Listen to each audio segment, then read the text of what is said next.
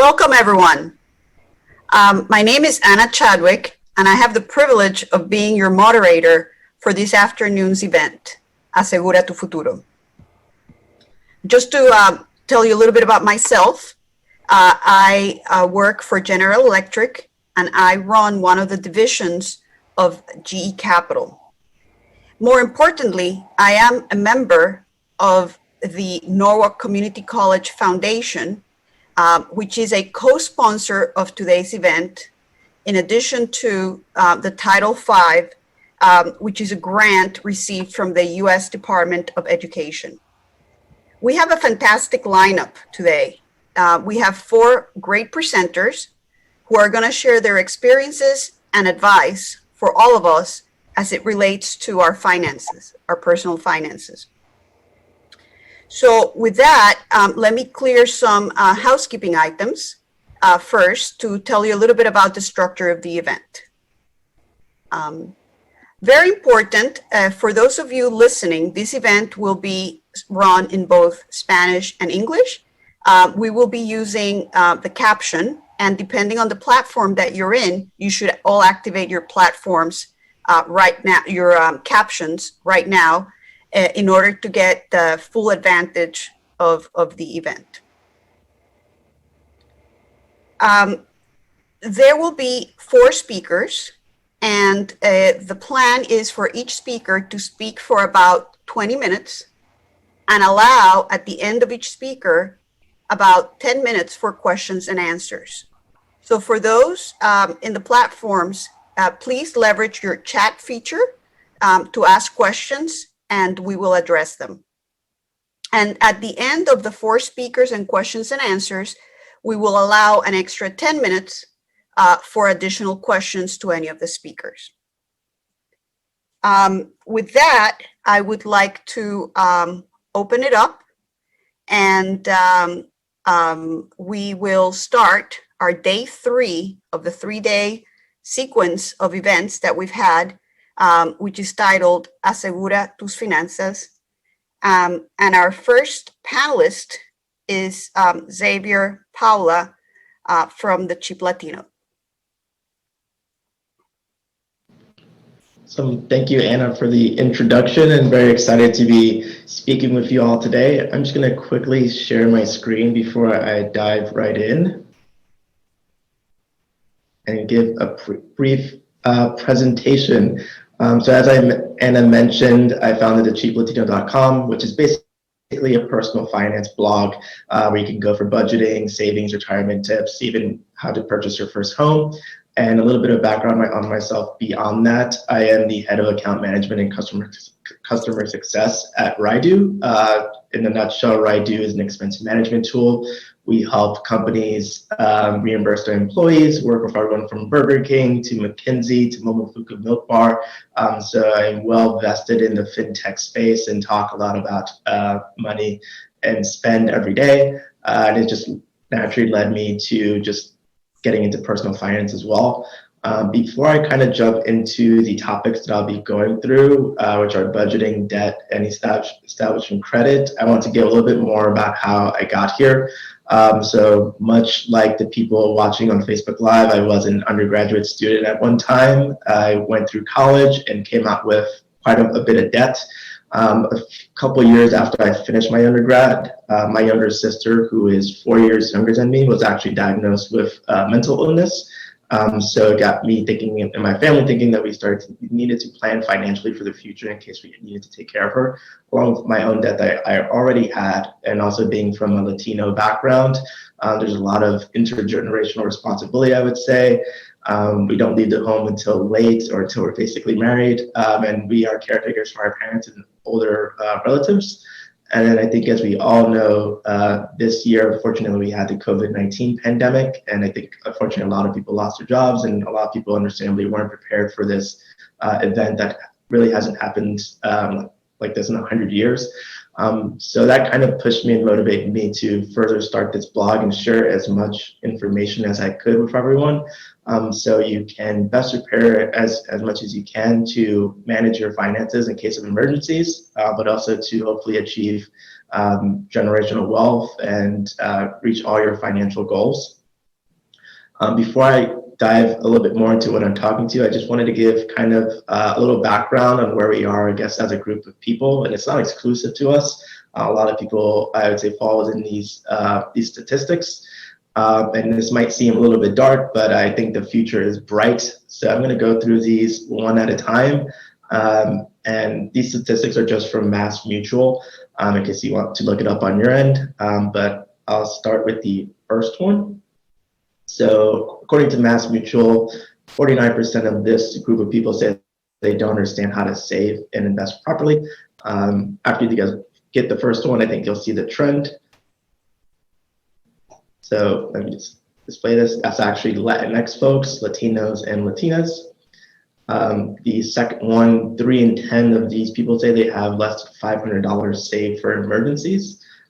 So drum roll, that is also the Latinx community, ourselves, and people it's geared towards. And I'll give you a third one. 59% of this group of people said they're unsure where to go to for financial guidance. And that, as you might know, are Latinx folks, Latinas, and Latinos. And I'll even throw one more at you. Less than 3.5% of certified financial planners, so SFPs, are actually from an African American or Latino background. So if we go to a professional for help, it might be with someone who might not empathize and understand kind of the situations that we're dealing with and some of our challenges. As we've gotten an increase in technology and education, I think the information is more accessible. But a lot of institutions, I still feel, can do a little bit more to increase financial literacy and make access to information a little bit better. But again, with this panel today and everything that everyone's doing on this line and things that you can also look up offline after this, we're increasing that information that's accessible and it's not all bleak. But hopefully after you watch all this today, you'll come out with some tips and tricks to increase, to help your personal finance situation really get started and reach your financial goals.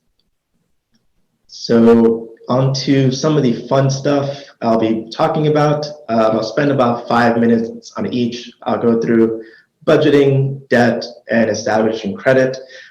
This all basically falls under a financial plan. If you don't know what a financial plan is, not extremely complicated. It's basically an overview of your current financial situation and a plan to reach your financial goals, whether that be paying for a wedding, a down payment for a home, or paying off some debt that you may have, all basically what falls under a financial plan. First topic is budgeting. And you can kind of think about budgeting in the same way. I like to define it as a plan for a defined period of time, or basically a plan for using your money. And that's basically what budgeting is about. Why is budgeting important? Basically, when I was younger, and I think we are all guilty of this when we're growing up, we get our income maybe from our W-2 job or side hustles, and you're just spending, and ultimately you don't know where it really goes at the end of the 2 weeks. And if you live your life that way, you won't find the funds that you need to pay off your debts or allocate towards savings or allocate towards other needs. So you really need to have a clear picture of where all your money is so you can properly know what to do with it. How do you go about this?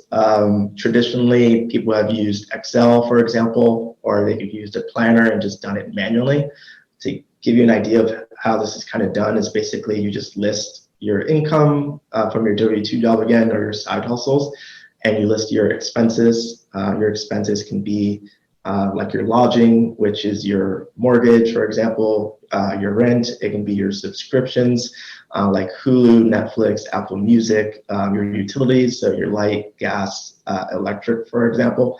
And it can also be your miscellaneous expenses, so Uber Eats, clothes, things like that. All needs to be kind of listed out in your budget, so you know where your money's kind of going. Again, with the advance of technology, you don't have to do this manually yourself. If there's a lot of tools out there that can help you automate this process, and it's a lot of fun. I'm going to just share 2 today that I personally use and I think are a lot of fun. One is personal capital. A brief definition: personal capital is basically will give you a clear overview of your financial net worth. You just need to link your bank accounts and credit cards there. I'll break it all out, and I'll also even tell you what your most spend goes to in terms of the categories like food, your bills, etc. So you don't have to write this yourself. And there's also a tool called Mint, which I also recommend looking up. It actually has a budgeting tool, which will also help break down all your expenses in your income. And again, all you need to do is just fill in where your accounts are linked to, and it'll help break all this out for you very nicely and give you a clear picture of what your budget is. So once you have that picture, you're probably asking, how do I know how to distribute those funds and help myself save a little bit more? I'll just give out some basic things you can start with, especially if you're younger. I think these tips and habits will help you grow, and then you can mold these as you get older and grow a little bit more into your personal finance journey. So one method that I like is the 70-20-10 method. It's kind of based off the 50-30-20 method, popularized by Elizabeth Warren, where you take 70% of your income, drive that towards your expenses. Again, that's like your lodging and your bills, essentially. 20% goes towards savings, and 10% goes towards retirement. I think it's realistic to start with. If it's 50-30-20, that's 50% towards expenses, 20% towards savings, and 30% towards savings, and 20% towards retirement, which might be difficult when you're starting out if your salary is not as high, or if you're living in a major city.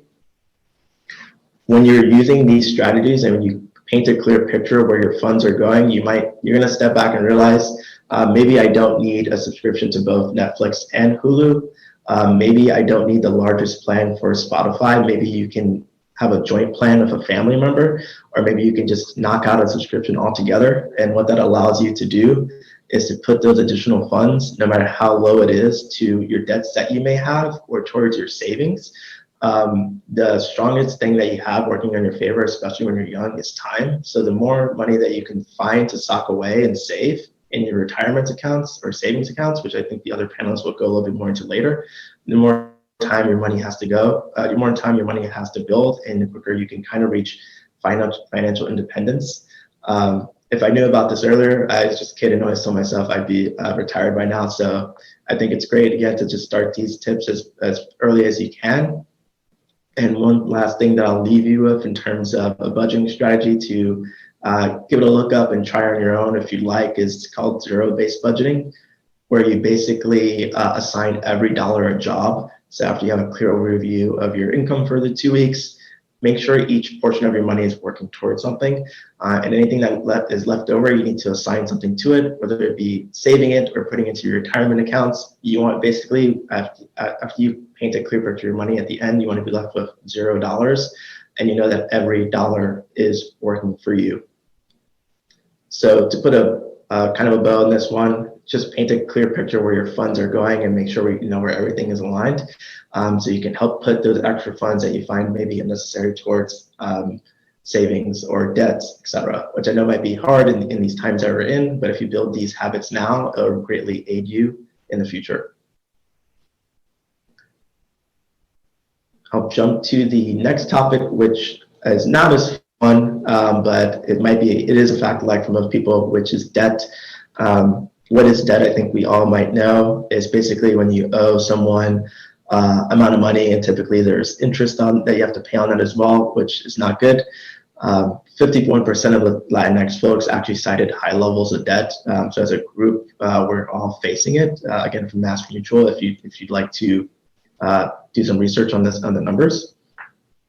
Why is debt not good? Because you basically can't reach financial independence or generational wealth if you have bad debt. So you want to kind of clear that as quickly as you can to put yourself in a good position to have funds for your other things. What is bad debt? I'll just quickly break it out into a couple buckets, as you might see here. I like to think of bad debt as not always a school loan, for example, when you're starting undergrad or you're doing a secondary education to get your master's through Fannie Mae.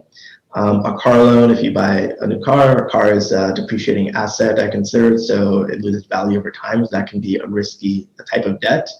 And there's also credit card debt. So if, for example, you don't pay your balance at the end of your cycle, or if you're leaving over a balance, there's going to be interest applied to that debt, which is just going to increase the amount that you have to pay to your credit card lender, whether it be Chase or American Express, etc.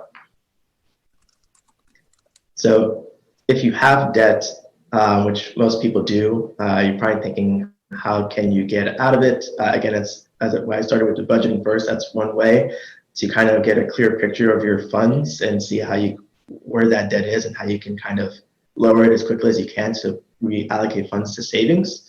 But one strategy that I just want to throw out to everyone, again, you don't have to use it. There's plenty out there, but something that might help kind of mold your habits is called the snowball method. It's actually popularized by Dave Ramsey, who you may have heard of. He's a popular podcaster now and also was in real estate and wrote a couple books. Essentially, once you line up your debts, just line them up from smallest to biggest. And the idea is that you pay the smallest debt off first. And once you clear the smallest debt, you throw that portion of money that you're saving at the next debt. The reason this typically works for us as humans is because it kind of triggers like a feel-good high or a psychological thing where you're feeling you're achieving something and you're clearing out your debt.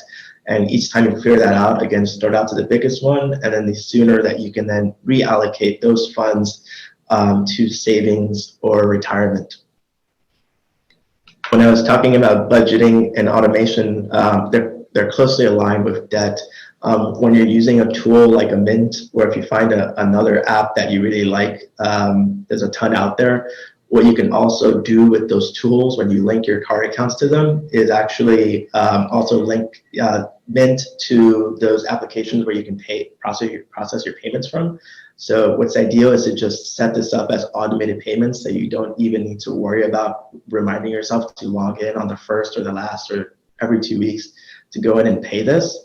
What's also cool about setting up an automation, like automatic payments through these tools, or whether you go on the site directly, is sometimes that they'll offer you a little bit of a savings. They might take $10 off. And when you're paying off debt, or if you're in a tough financial position, every dollar that you can get back is very helpful.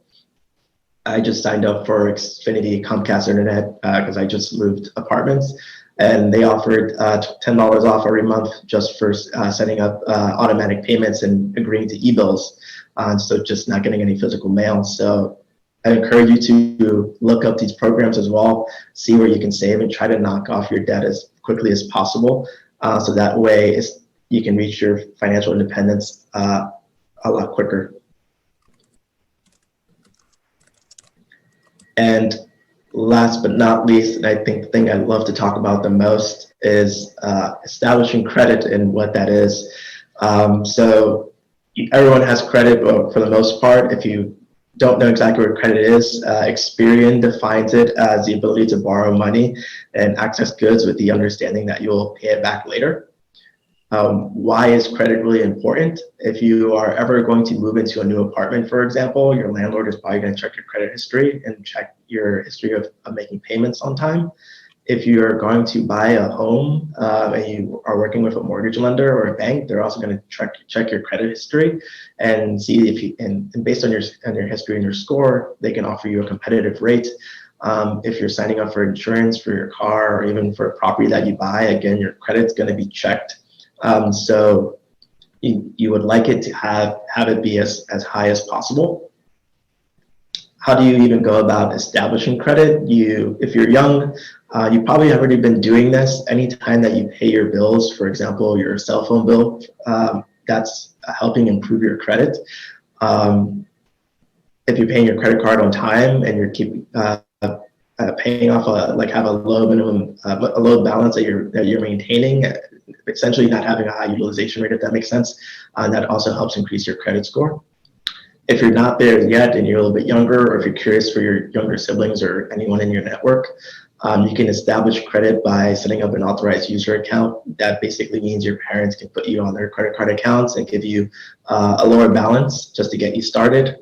A second way is you can actually go to a bank, like a Bank of America, Capital One, and you can give them $500, for example, and they'll give you a card in return. And you can kind of treat this as a debit card, and every time that you use it, it'll deduct the balance, and that would also increase your score. That's another way to go about it. The other way, you can also decrease your credit score, which you don't want to do if you make any payments, for example. If you make any late payments or if you don't pay a bill at all, that eventually could get reported to the credit bureau, and then they'll come after you and decrease your credit score, which you don't want. I touched on this a little bit, why credit is important, because you need it to buy a home or get an apartment or get insurance quotes, for example. But just to throw out another statistic at you, most Americans in the U.S., I believe 90% of Americans, according to College Investor, reach millionaire status and generational wealth through real estate. And if you can't get a competitive rate and get an ideal mortgage, then of course you won't be able to eventually build your network to a place where you would like it to be at. And that does also just contribute to the kind of the racial wealth gap in the U.S. So we really need, as a group and a population, to really get ahead of this, start early, maintain good habits, and do all you can to make your payments on time. Because in 10 years, when you're ready to start making these big moves, and if you want to start a business, again, if you want to get into real estate, or if you want to start a side hustle and you need to borrow money, or if you need to get a mortgage, having an ideal credit score will help you greatly. Pre-COVID, a lot of credit cards had great programs, travel rewards, things like that, restaurant paybacks. You need a certain credit score to qualify for those. So it really impacts a lot of stages of your life and a lot of things that you want to do. So I encourage everyone again to just kind of re-summarize.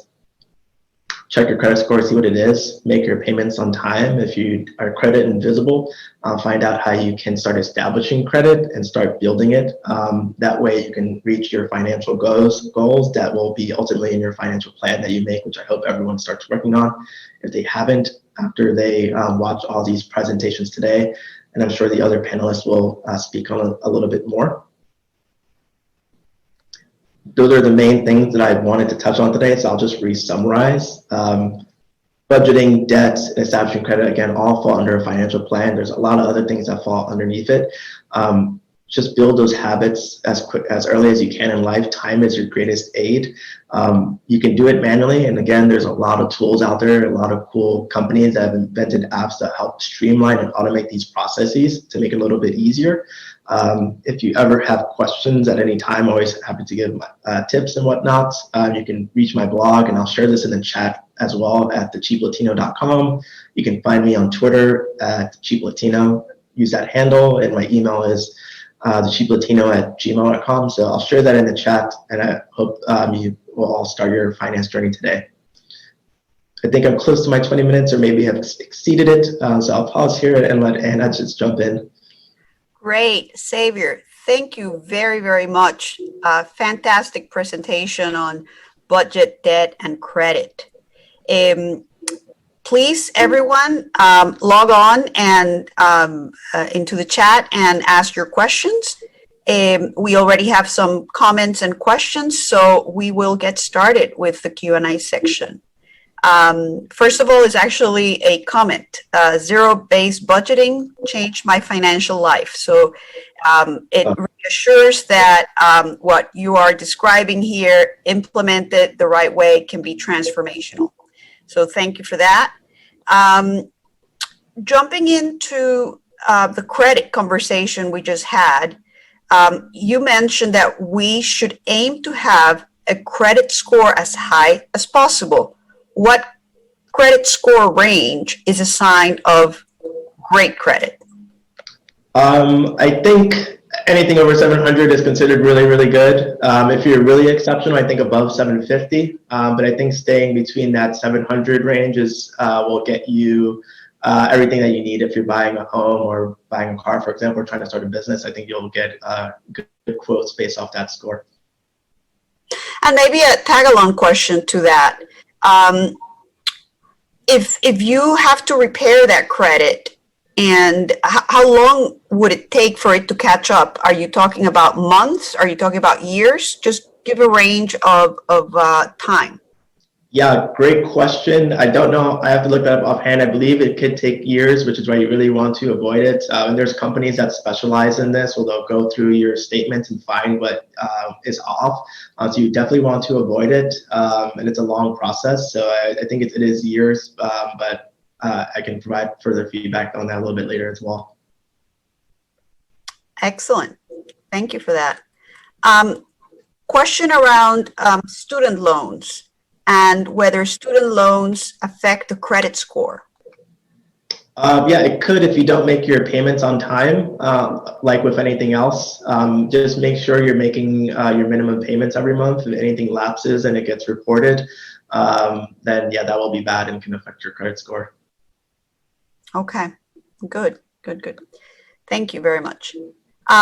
Actually, moving to the beginning of your presentation when you talked about budgeting, one can analogize budgeting to weighing yourself at the very beginning of a weight loss diet and setting yourself a goal.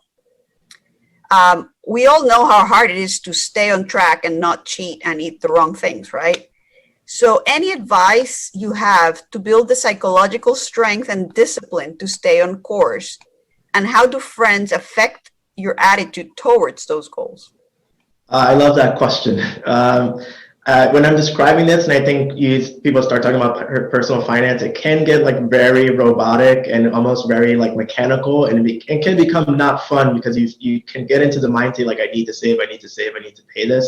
But I also want everyone to know as well that you do need to leave some room for fun. You need to have some budget for activities with your friends. Don't sacrifice those things in your life for the sake of just your financial goals all the time. There needs to be space for both, and it's really up to you to kind of weigh that.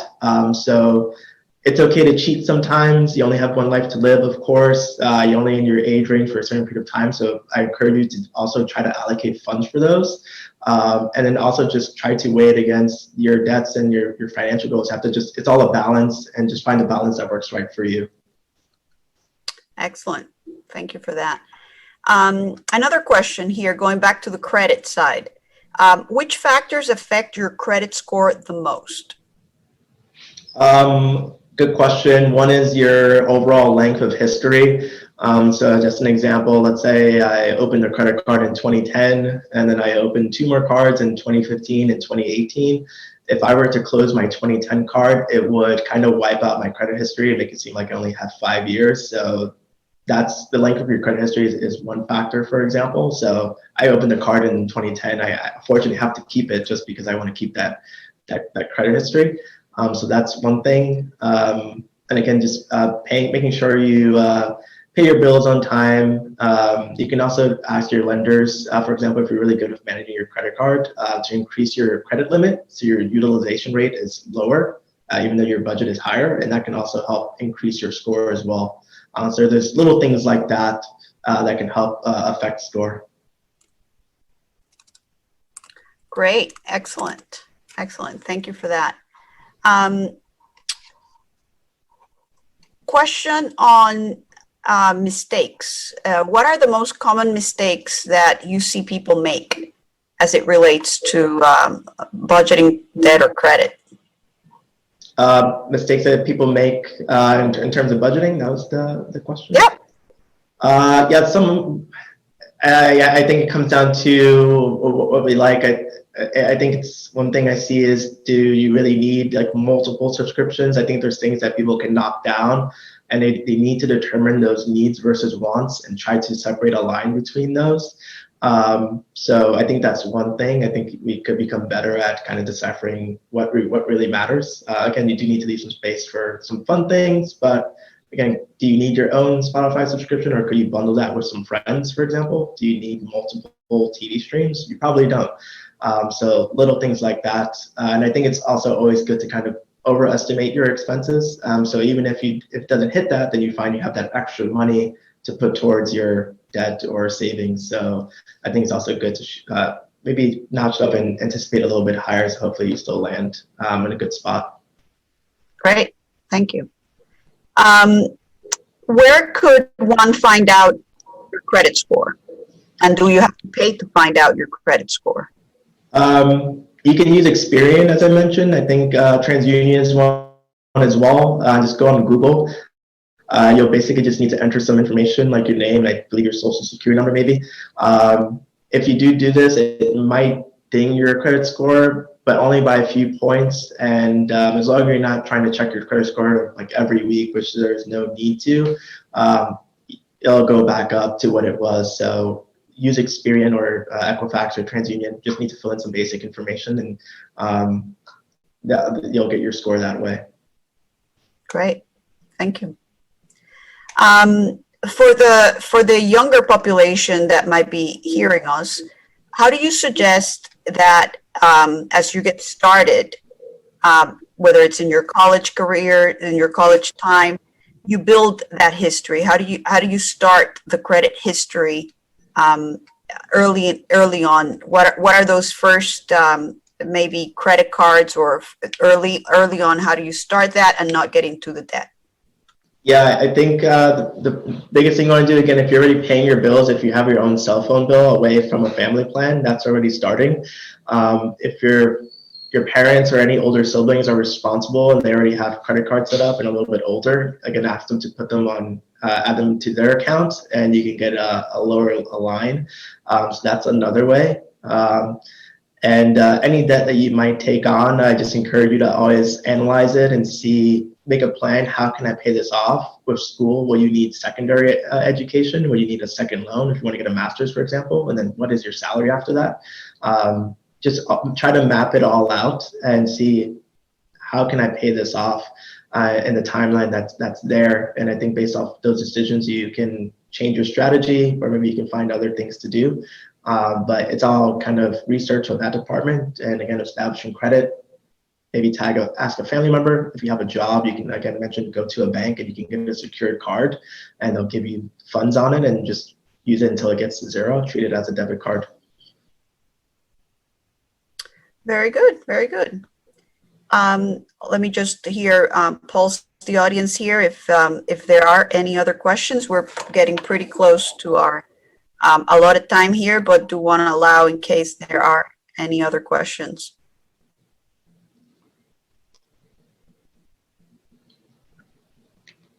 All right, Xavier, any closing remarks? It's been fantastic hearing your presentation and your story at the beginning and how you became passionate around this topic. But any other final comments you want to add?